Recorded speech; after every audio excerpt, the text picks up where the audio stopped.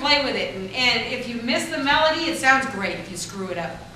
Because you just fix it. If you just go...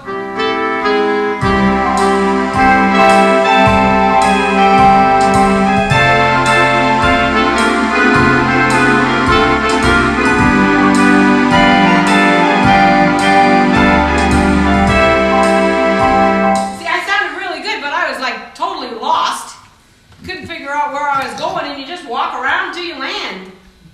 Barney Google, if you really listen to him, he's doing a lot of that. Not so much since he perfected it. But if you listen to an ear player, you're going to hear that all the time. Too high, too low, walk around, land.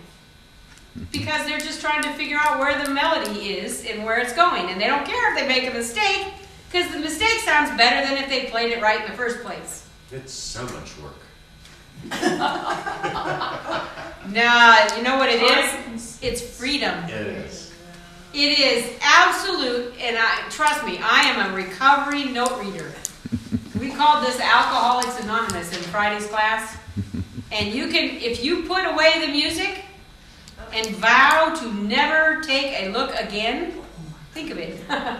Never take a look again and just sit there. You may not sit there very long for the first, few weeks, but pretty soon your confidence starts to grow and you start to trust your instincts.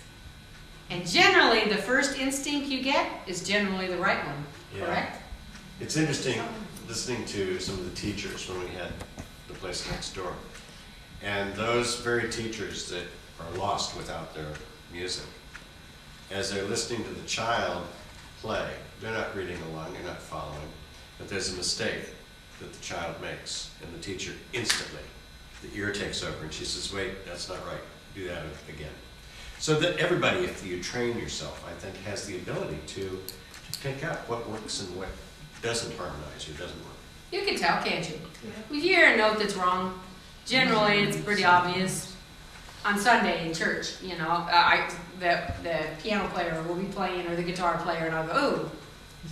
It's pretty obvious when you're off. But thou shalt not go ooh. In church. In church. Okay. So, any questions?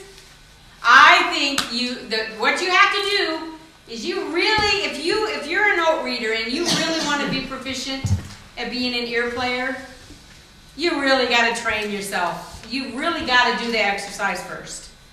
You've got to know that circle, and you got to work your way around that circle with seventh chords. If you do that, you will find that your hand will already know where to go when you're trying to play by ear, and that's logic. Okay, doesn't take an ear; it just takes logic, and you have to be able to hear if it's right or wrong.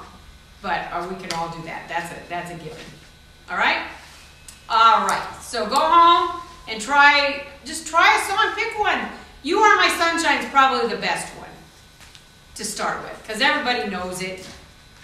You Are My Sunshine, Happy Birthday to You. Just anything that you know. Make sure you start on a C chord.